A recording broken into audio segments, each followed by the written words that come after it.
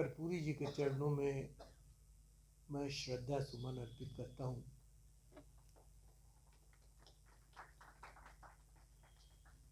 और ये भी आपको बताना चाहता हूँ कि राजनीति के क्षेत्र में जो भी सफलता हम लोगों को मिली, वो सारा श्रेय हमारे आदर्श कर्पूरी जी का है। उनके सौजन्य में 7 बार मुझे विधायक बनने का मौका लगा, 5 बार मैं मंत्री बना, लोकसभा का सदस्य बना,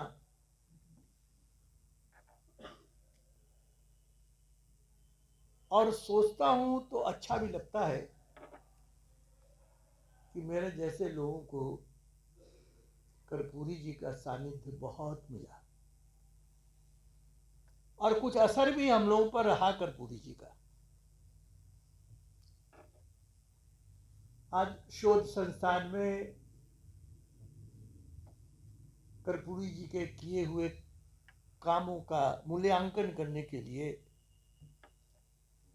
यहाँ हमारे सभी विद्वान साथी बैठे। मैं श्रोता के रूप में आया था, मुझे सुनना था, बोलना भी है, इसके लिए मैं बिल्कुल तैयार नहीं था। लेकिन ये अच्छा नहीं लगा, शिष्टाचार के खिलाफ लगा कि मुझे बोलने को कहा जा रहा है और 2 शब्द हम नहीं बोले। तो मैंने पहले ही आपसे जिक्र किया कि हम लोग जो भी कुछ हैं वो कर्पूरी जी की ही देन है। कर्पूरी जी बहुत सारी बातें याद करने के लायक, और उनके द्वारा जो स्थापित मूल्य है इस मुल्क में, उस पर बहस जोरों की चल रही, चर्चा बड़ा आम है। और हम हो या आप हो या पूरा समाज हो, कोई उससे अछूता नहीं रह सकता।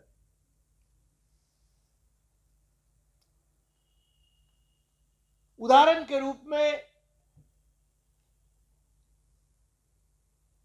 कर्पूरी जी की सादगी, कार्यकर्ताओं के प्रति कर्पूरी जी की मोहब्बत, उनका अपनापन, उनका भाईचारा, गरीबों के बारे में उनकी सोच। गांधी का सपना था कि गांव के मेड़ पर बैठा अंतिम व्यक्ति के पास जब विकास की किरण पहुंच जाएगी तब लोग समझेंगे कि यह मुल्क तरक्की किया। मुद्दत बीत गया आजादी का, और मैं बहुत बोलना नहीं चाहता हूं। एक माझी का लड़का अपनी कहानी इस मंच से कह के गया, अगर क्या विकास इस मुल्क का यही है तो मुझको कुछ नहीं कहना। कि आज भी ये गरीब का बेटा क्लास के बाहर बैठाया जाता हो, उसका अटेंडेंस नहीं बनाया जाता। इससे भी शर्मनाक बात कुछ हो सकती है क्या? हम किस समाज की चर्चा करते हैं? कैसा विकसित समाज? अंबेडकर की जीवनी में आप भी पढ़े हैं, हम लोग भी पढ़े हैं, क्या क्या, कैसे उनको क्लास के बाहर बैठाया जाता था, क्या क्या यातनाएं नहीं दी जाती थी।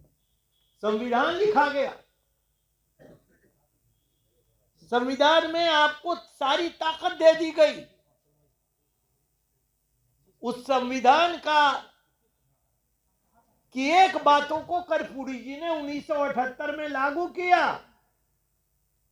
शायद इस मुल्क में पहली दफा गरीबों को रिजर्वेशन दिया। बवाल मच गया सारी जगहों पर। क्या क्या गाली नहीं सुनी कर्पूरी जी ने। वो रिजर्वेशन कर्पूरी जी की देन नहीं थी, वो रिजर्वेशन संविधान का एक पार्ट था। अभी एक दोहा की चर्चा चल रही, मैं उसका जिक्र नहीं करूंगा, और तरह तरह से उसका विश्लेषण हो रहा है। अब भाई, अगर कोई ऐसी पंक्ति जो समाज को भ्रमित कर रहा हो या कुछ समाज के लोगों को मन पर चोट पहुंचा रहा हो और आप महसूस कर रहे हैं कि उसको समझाने की आवश्यकता है, तो भाई उस पंक्तियों के बारे में तो बड़े बड़े चिंतक विद्वानों ने कहा। हमारे आदर्श डॉक्टर राम मनोहर लोहिया ने कहा था कि उसमें हीरा पन्ना भी है और कूड़ा करकट भी है। हीरा पन्ना को ले लो और कूड़े करकट को छोड़ दो। लेकिन हो क्या रहा, एक दौर चल गया।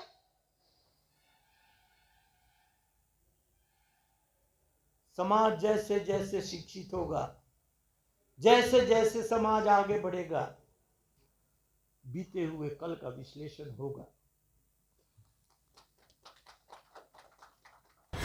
और अगर आप उन्नत भविष्य बनाना चाहते हैं तो बीते हुए कल का मंथन करना पड़ेगा, और जो वर्तमान है बीते हुए कल को उसमें समाहित कीजिएगा, तब एक सुंदर भविष्य का आप निर्माण कर सकते हैं।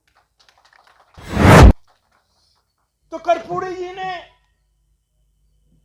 रिजर्वेशन लागू किया, क्या क्या गाली नहीं सुना उन्होंने। वो रिजर्वेशन कर्पूरी जी का था क्या? हमारे लीडर तेजस्वी यादव जी ने कहा कि इस मुल्क का सबसे पवित्र ग्रंथ संविधान है। संविधान का ही कुछ अंश कर्पूरी जी ने लागू किया था, जिसके बदले उनको क्या क्या गाली नहीं सुनने को मिली। और आज एक पंक्ति पर भी एक बहस चल रही है। मैं सोच रहा था, अभी एक बुद्धिजीवियों की एक बैठक हुई, उसी पंक्ति पर कुणाल साहब के नेतृत्व में, और हुआ कि सब नहीं साहब, उसमें तो कुछ है ही नहीं। जब अखबारों में मैंने देखा तो मुझको लगा कि शायद कालिदास और विद्योत्तमा का शास्त्रार्थ चल रहा है। हम लोग कालिदास है, अकल से हम लोग को कोई वास्ता ही नहीं है। विद्योत्तमा ने कहा भगवान एक है, ब्रह्म एक है, तो कालिदास को लगा कि वो बोल रही है एक आंख फोड़ देंगे, दूसरे ने कहा दो। तो विद्वान ने कहा कि इनका कहना है कि भगवान तो एक है लेकिन स्वरूप दो है, एक निराकार और एक साकार। तो बहस का कोई अंत नहीं है, बहस अंतहीन है। मुश्किल है कि समाज में आप चाहते क्या है, कैसा समाज बनाना चाहते। रिजर्वेशन की बात उठती है, पहले हम लोग अगल बगल देखते हैं, कोई राजपूत भूमिहार तो नहीं बैठा हुआ अगल बगल जिनको खराब लगे, और तब हम रिजर्वेशन की बात करते। मैं कहता हूं कि इस मुल्क में रिजर्वेशन की बात वही कर सकता है जब कोई बैकवर्ड हो, ना फॉरवर्ड हो, ना दलित हो, वो हिंदुस्तानी हो, वो हिंदुस्तान की बात करता हो, तभी उस पर बहस हो सकती है। अपने को किसी जात किसी बिरादरी में अपने को डाल के और इस पर बहस नहीं हो सकती है। हम जब अपना लाभ हानि देखेंगे तो समाज, ये तो न्यूक्लियर फैमिली में हम लोग अपने को तब्दील करते जा रहे हैं। वसुधैव कुटुंबकम, सारी दुनिया एक परिवार, उस दर्शन को हम लोग मानने वाले आज अपने अपने घरों में हम लोगों ने अपने दरवाजे को बंद कर दिया। और उस बंद घर के दरवाजे में अब सारी दुनिया के लोग परिवार नहीं है। उस बंद घर के दरवाजे में हम हैं, मेरी बीवी है, मेरे बच्चे हैं।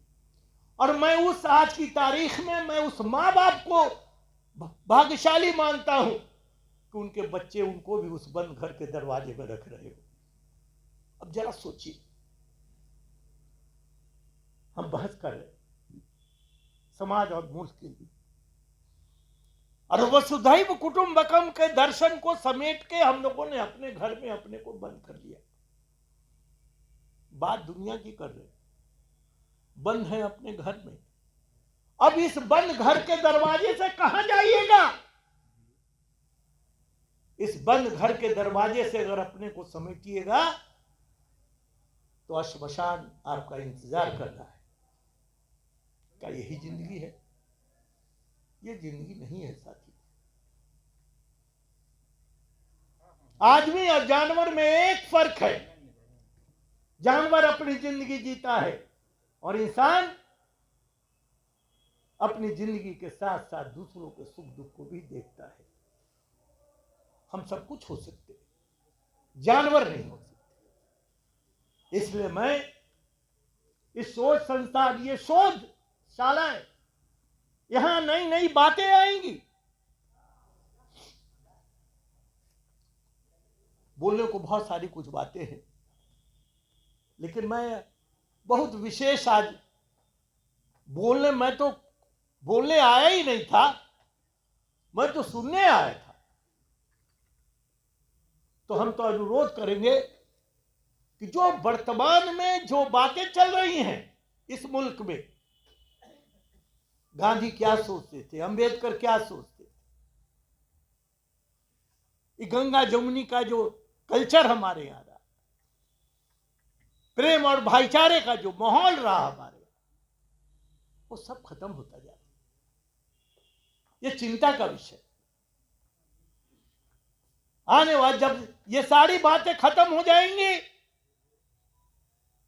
और आने वाली पीढ़ी के लोग जब हमसे आपसे सवाल करेंगे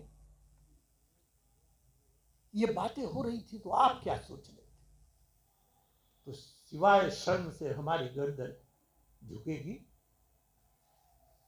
इसके अलावा हम कुछ बोल नहीं पाए। इसलिए मैं हाथ जोड़ के विनती करूंगा कि अगर हम इंसान हैं तो अपने इंसानी फर्ज को हम लोग को निभाना चाहिए।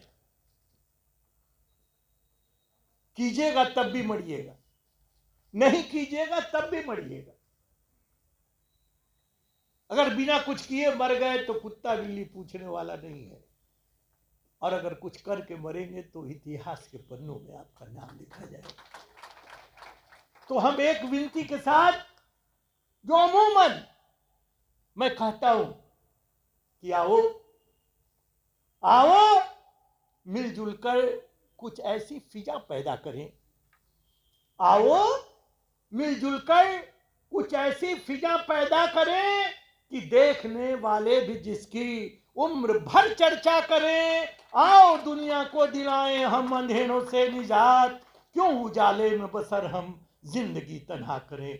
हम दोबारा अपने गुरु, अपने आदर्श कर्पूरी जी के चरणों में श्रद्धा सुमन अर्पित करते हुए मैं अपनी बात समाप्त करता हूं। बहुत धन्यवाद।